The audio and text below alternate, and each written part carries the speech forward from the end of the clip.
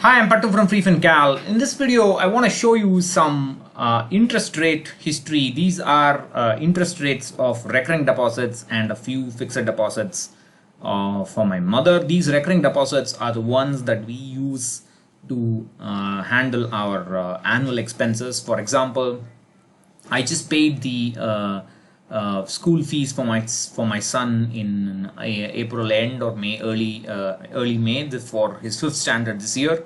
So I have started a recurring deposits that will mature by mid-April in 2021, and using that I will pay his fees for the next year. And I do the same for my mediclaim. I do the same for my life insurance, my term insurance. In my case, the term insurance premium is slightly higher, so it needs a recurring deposit. So I've been doing this for a while now, and I have data of the RD interest rates since 2010 onwards. Somewhere in the middle, I think. Probably, I'm not sure if all of them are for senior citizens, or it's probably good to assume that everything is for senior citizens. I'm not sure, because these are all recurring deposits made in the name of my mother, because she is in a lower tax slab, so her pension is taken to invest in recurring deposits in her name, so that it's all her money, and she either pays no tax for it or pays only tax at the lowest slab rate. And since she lives with us, it's all fungible.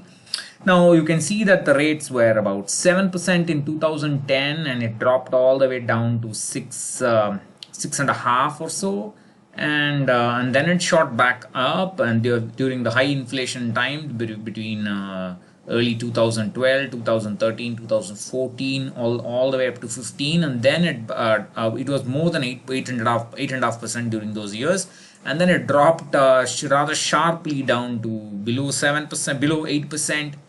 It went to about 6.7%, and you can see it went up again 7%, 7-ish%, and then it's been dropping down since March 2020. It's been falling down quite rapidly. Not since March 2020, before that actually. It's been falling down quite rapidly. It's now at the lowest. It's about 5.6. The current SBI 1 year, I'm talking about 1 year RDs. Some of these green cells that you see are FD rates that my mother had. I've just added them in. These are for, assuming these are for senior citizens, you'll have to drop these down by about 0.5% uniformly. So the interest rate will move in cycles. They'll move in short cycles, long cycles like this. So you can see that's an uptrend, and then it fell down, then it was small bumps like this, and then now it has fallen down to an all-time low, and then it should reverse at some point. I don't know how much it will reverse, but at some point my hope is that it would reverse. And this is showing the same interest rates. The interest rates that you saw in the last graph is now shown in the blue dots. The red is the repo rate, the overnight interest rate, and you can see the trend as it moves. The repo rate moves up, the FD rates has gone up, and then it's been following the same trend. That gap is known as the spread, and that spread has been more or less been maintained to some extent, at least since 2012 or so. The gap has been more or less consistent.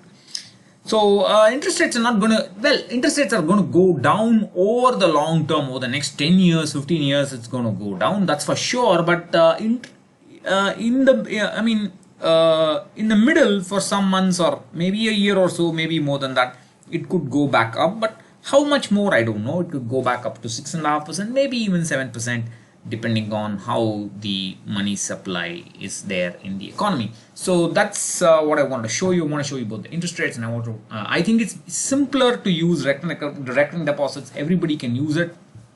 Naturally, you can use liquid funds, arbitrage funds. Arbitrage funds may be a slightly bit of a risk for exactly 1 year. Liquid funds and overnight funds can be used, but especially if you're in the higher tax slabs, especially if you're in the 30% tax slabs. But in situations like mine, I find it very convenient to use recurring deposits, and I've been doing that for a while now, and that's the history. So if you have any questions or comments on this, please share. Thanks. Bye-bye.